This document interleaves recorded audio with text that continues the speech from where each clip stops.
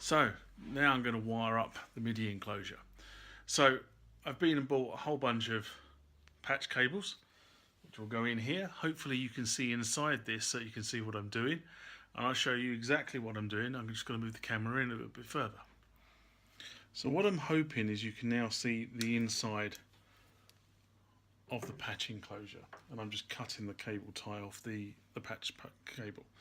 So this is a really simple process. The bottom is the mirror, so I'm just going to plug the MIDI in there, as you can see, to the MIDI there, and I'm going to plug this into patch position 1. So you just need to do that on the first patch panel in the back. Okay, that's now nice and home. And I'm now going to repeat that for all the ins. I'm going to switch the video off while I do that. So with a bit of luck you can now see what I've done here. Effectively I've taken every single one of these MIDI ins and I've now patched them to the first 7 patch locations on my patch panel, or my bottom patch panel. I'm now going to do exactly the same for the MIDI outs.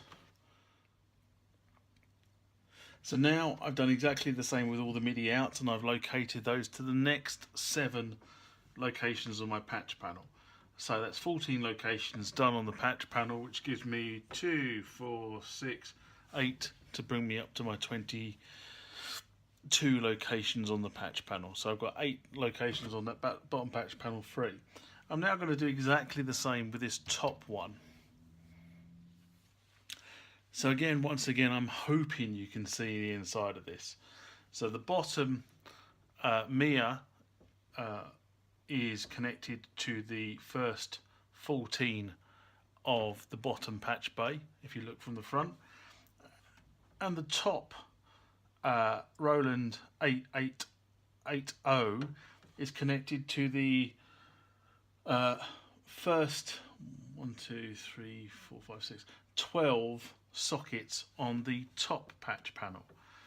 So that gives me ample space in here, if you can see, for that middle row to be plugged into the instruments, plus the remaining 10 sockets on that top one and 8 sockets on the bottom one. Let's see if I can just move that in a bit closer so you can see the inners of the patch panel. So just move these up out of the way. It's not very easy, there's a lot of wiring in here. Now one of the things I will say is, when you're buying your patch cables, there you go, patch bay cables, make sure you don't buy them too long, otherwise you'll end up with a lot of spaghetti. These are only 60cm ones and they're absolutely ideal for this purpose. So if you're just going inside the box, in this sort of box, you probably want nothing longer than 60 to 1 meter or 100 centimeters. And that's the wiring of the patch panel from the back completed. Now we need to install it in the studio and wire the instruments into this middle area here, and we should be good to go.